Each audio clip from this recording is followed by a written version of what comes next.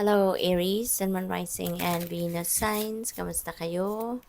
Sana po nasa mabuti kayong kalagayan. Welcome back po sa Star Tarot. At kung bago kayo rito, welcome din po kayo. Please subscribe, like, share my videos, and leave me a comment kung nakaresonate po kayo. Thank you. Tignan natin kung ano yung mga messages po ninyo sa ngayon. Pasko na, Aries. Maraming salamat sa inyo for being with me for the whole year, no? At ilang araw na lang 2026 na, kaya maligayang Pasko din po sa inyong lahat. And may you have a bountiful new year. So, yung paunang message ninyo sa ngayon is Ace of Cups, you know. This is the time wherein you're going to be feeling super super happy, super joyful. Kasi, si Ace of Cups, ang promise nito is kung ano yung kailangan mo that will be met. No?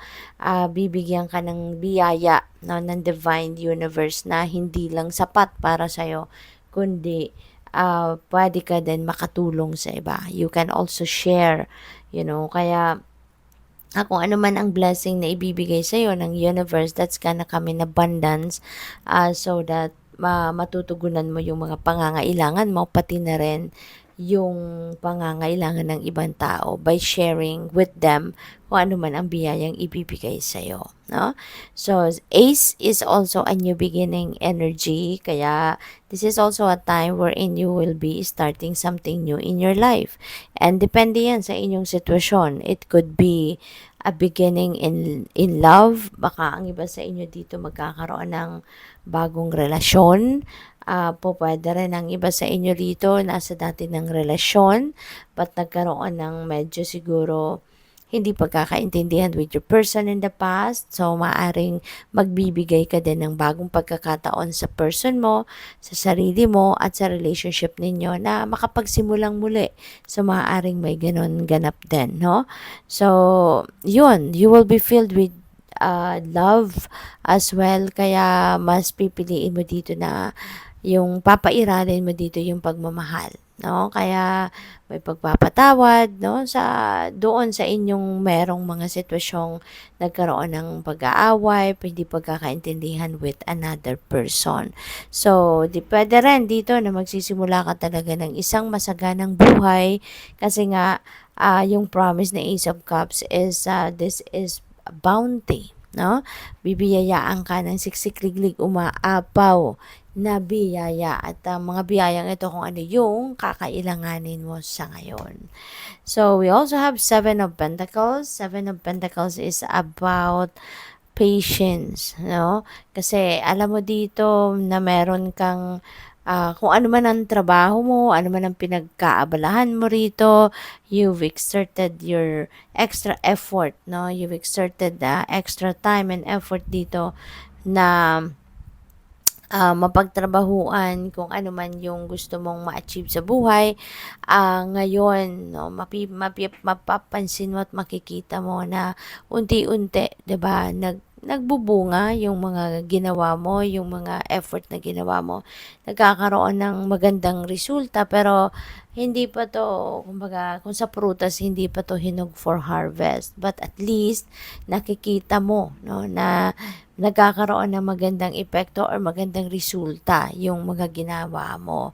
Kaya, you know pretty much, no, you still have to wait. You know pretty much in yourself that you still need to be more patient pa at maghintay, kasi hindi pa to handa para i-harvest na. But there is a guarantee dito, no, na magtatagumpay ka. Pagtatagumpayan mo ito, you just need to be patient, at kailangan mo pang i-cultivate ito, kailangan mo pang alagaan ito. Alright? So, what else? We have justice. Ayan. So, finally, no, justice will be served sa inyo.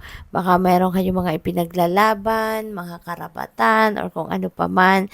So, whatever that is na inyong ipinaglalaban dito, no, there is there is a promise ang universe dito na justice will be served. Makukuha mo kung ano yung ay pinaglalaban mo rito. Makukuha mo ang para sa'yo at maaring ito na din ang simula ng pagbabalik ng balanse sa buhay mo.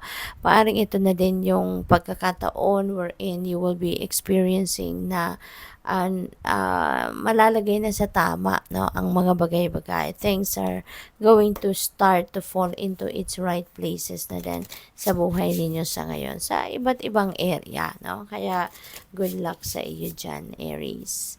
So tignan natin kung ano pa yung mga mensahe para sa iyo.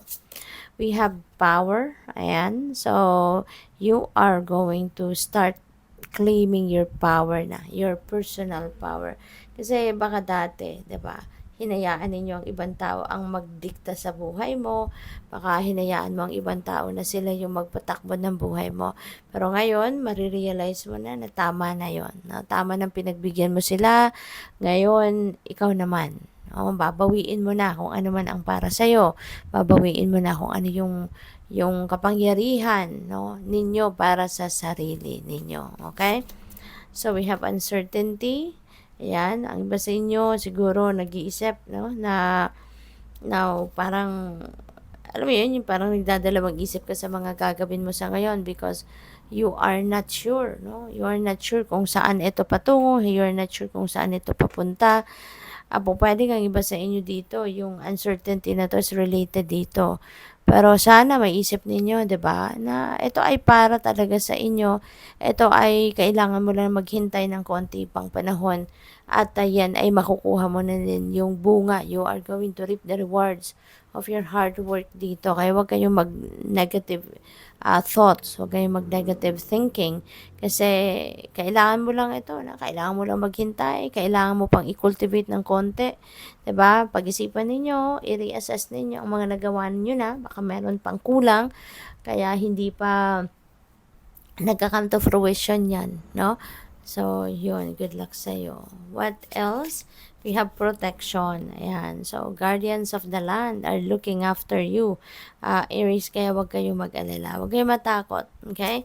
Kasi feeling ko dito merong laging nagbabantay sa'yo, no?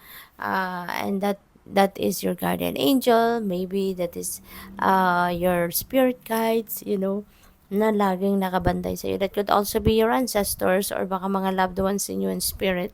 Baka lagi kang binabantayan. Kaya huwag kang mag-alala. No? Siguro napapansin ninyo na parang laging may nakatingin sa iyo. Pag tumitingin ka, wala naman. Or baka ang iba sa inyo nakakaramdam na, alam mo yun, yung parang lagi ka may kasama. So, yun. No, that could be the guardians of the land na laging nakabantay sa'yo kasi pinoprotektahan ka nito. Okay? Good luck sa'yo. Thank you for watching. Love and light. Namaste.